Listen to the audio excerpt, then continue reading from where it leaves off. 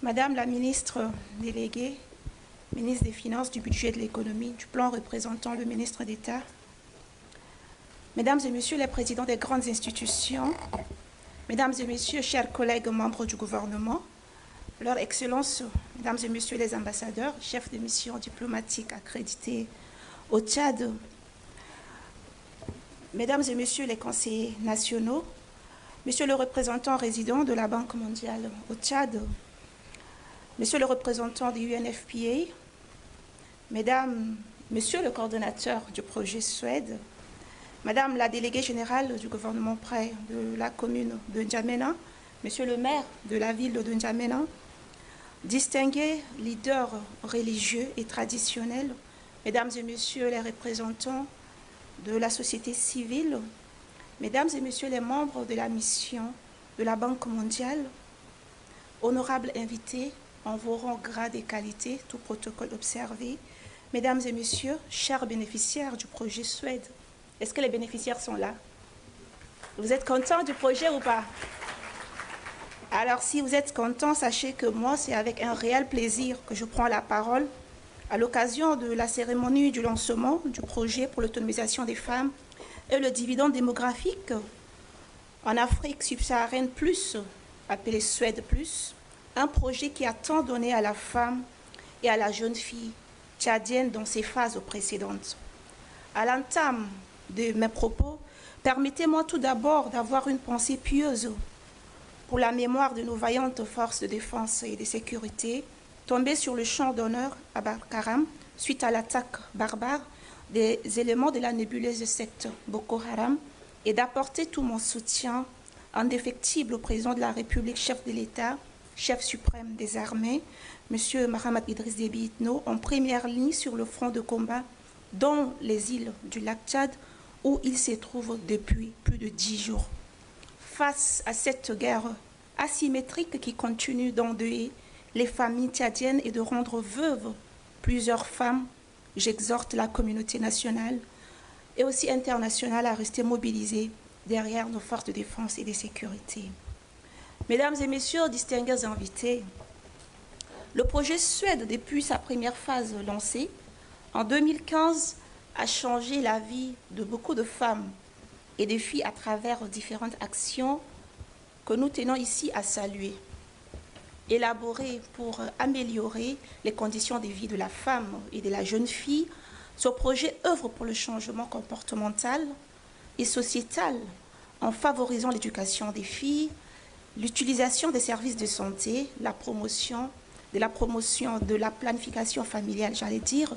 la création d'opportunités économiques, l'insertion socio-professionnelle des jeunes filles, la lutte contre les pratiques néfastes, particulièrement les violences basées sur le genre, le renforcement du pouvoir économique des femmes et sa contribution à la réduction de la pauvreté pour son autonomisation. Comme dans les précédentes interventions, la problématique de l'autonomisation des femmes et son insertion socio-économique sont liées d'abord à l'éducation. Ainsi, grâce à l'apport du projet Suède, plus de 127 000 adolescentes vulnérables ont été prises en charge dans leur scolarisation, leurs frais d'inscription, la dotation en kits et fournitures scolaires, de même que plus de 179 000 jeunes filles déscolarisées ont été formées aux compétences de vie grâce à la mise en place de plus de 520 espaces sécurisés. Sans oublier aussi la mise en place des associations villageoises d'épargne et de crédit. Mais ne serait-ce que hier, nous avons suivi la dotation des laboratoires nationaux de contrôle de santé, qualité de vie, présidé par le ministre en charge de la santé et sur financement du projet. Et donc là, ce sont les résultats qui nous encouragent et qui nous disent que le projet, en réalité, il a été vraiment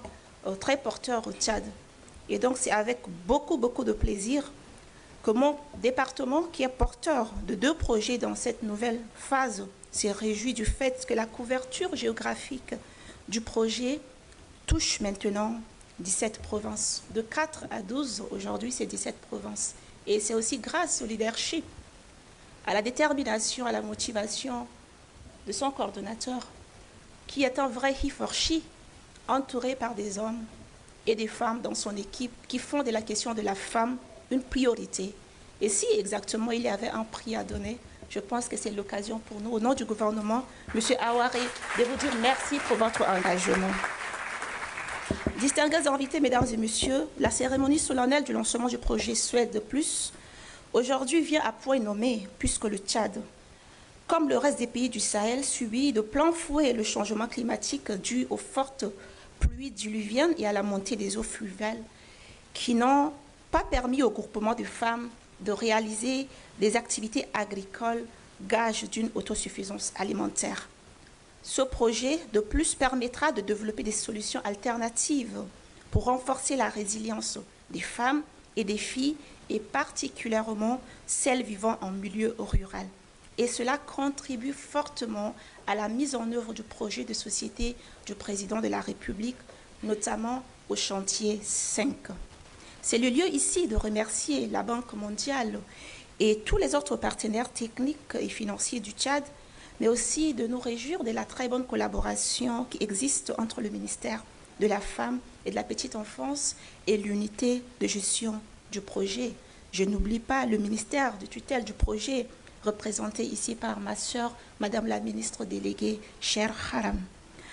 Je n'oublie pas aussi de remercier les autres ministères sectoriels qui s'impliquent dans la mise en œuvre de ce projet. Parce que pour nous, au niveau du ministère de la Femme, il ne s'agit pas simplement de mettre en œuvre 2 composantes, mais nous sommes bénéficiaires de toutes les autres composantes qui sont portées par le ministère de la Santé, le ministère de l'Éducation, le ministère de la Jeunesse. Et je voudrais aussi remercier ces différents ministres pour leur leadership dans la mise en œuvre du projet. Avec plein espoir pour le projet Suède Plus, je ne saurais terminer mes propos sans remercier une fois de plus la Banque mondiale et tous les autres partenaires qui œuvrent pour l'autonomisation de la femme et de la fille au Tchad. Je vous remercie pour votre aimable attention.